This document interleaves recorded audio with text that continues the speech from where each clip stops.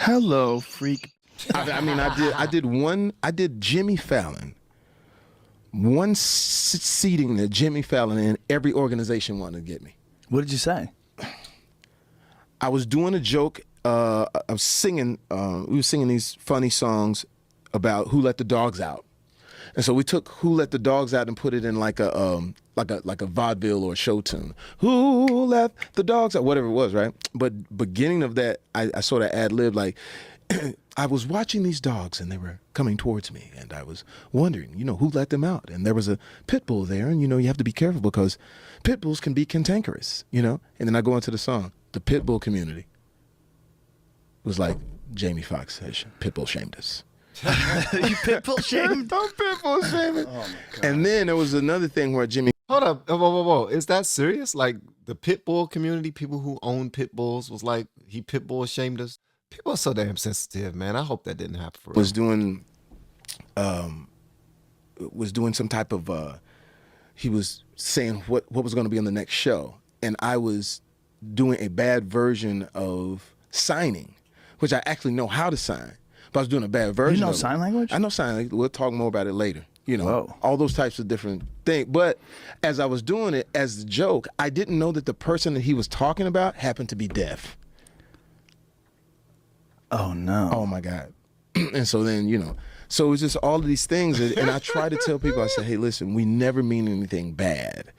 We poke fun, but we don't mean anything bad, but you can't just, you can't kill us. Because I got to keep doing what I do, So it's getting tougher.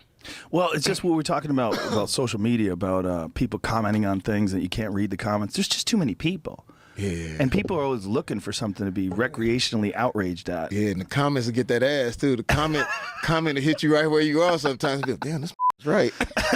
Well, it's good too though, a little bit when they're right, when they're actually right. Like someone can say something ridiculous about you, and if you know it's ridiculous, it doesn't mean anything. Yeah. But if it's got a hint of truth, you're like, ooh. But when somebody says something about your teeth, you kind of look in the mirror. I don't understand, man. I got somebody hit me with the donkey. Donkey. I was like, I started talking like, these motherfuckers are crazy. So, but I tell people all the time, don't read the comments. That's the book. Don't read the comments because it will make you start to change the way you do things. If I read all of the comments, I never tell another joke. Yeah. If I read all the comments, I'll never try another, I got a movie that we just shot for little or nothing called All-Star Weekend. Hold on, Jamie Foxx, and I love you as a human being and as actor, singer, performer, everything, comedian, everything, bro. But I gotta read my comments, man. If people are taking the time to write comments, you don't have to read them all, but try to get through at least some of them because some people are there to communicate with the community the community at large, just to comment and just engage. But some people are, want your attention, bro.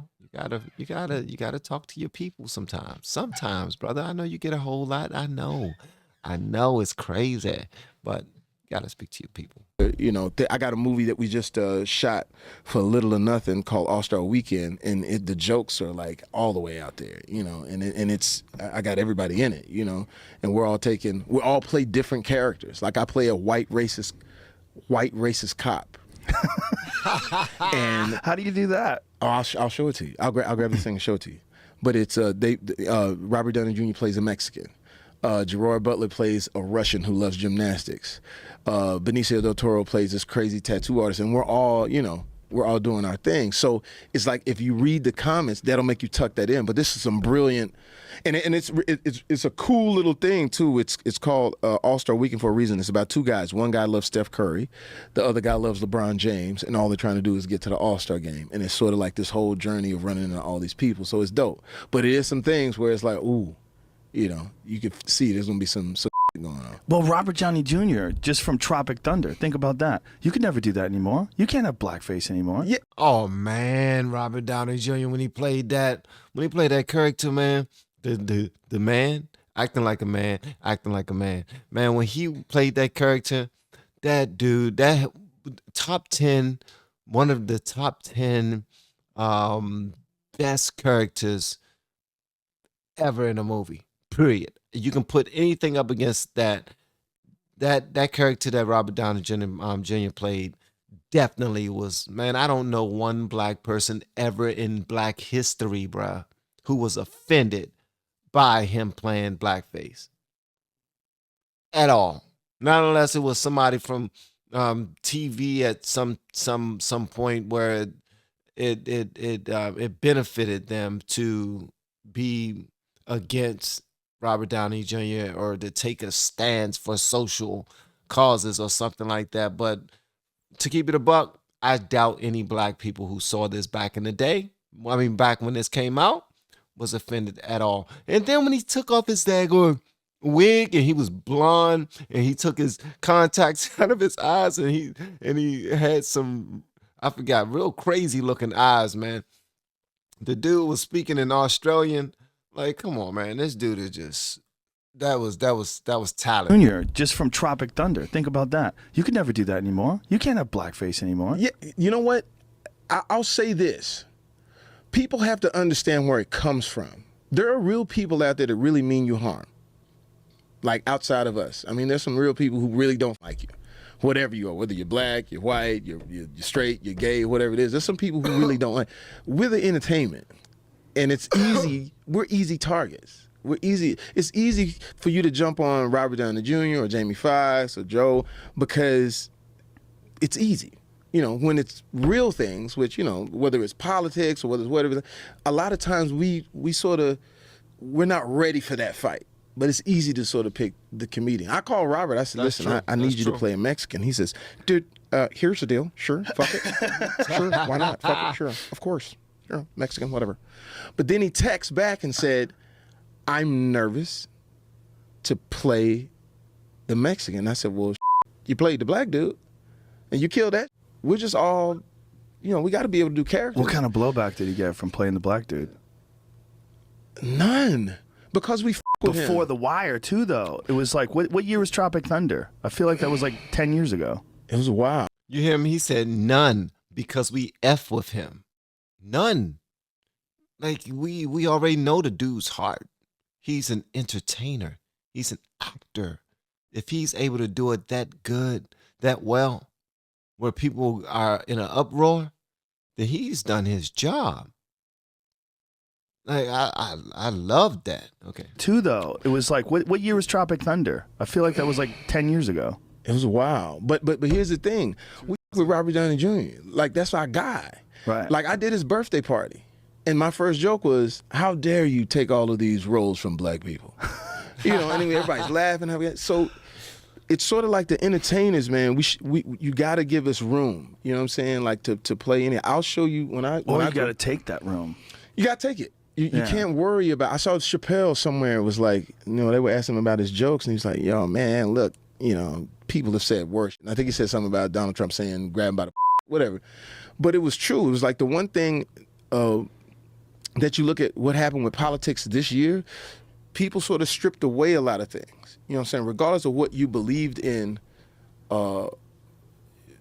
whatever person you voted for, there was a lot of things that were sort of addressed about, like, maybe we were playing things a little too close. Like, some of those politicians were afraid to say what Donald Trump was saying, and they ended up being left in the dust because people were a little like, well, he's got a point in the sense that we're playing things a little too close. Yeah, man. I thought that was dope. I really like, honestly, I'm going to keep it a buck with y'all. I could react to Joe Rogan's podcast probably like every day because the brother has such a mellow, laid back, cool, you know what I mean, free to talk about any damn thing, unencumbered. Like, you can say what you want to say, how you want to say it. It's just amazing, man.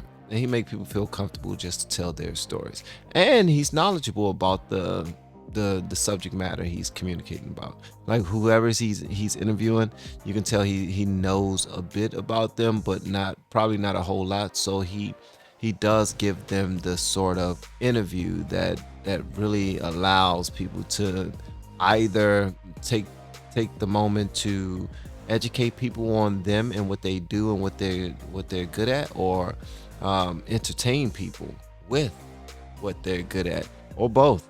But I thought this joint was dope, man. Shout out to Robert Downey Jr.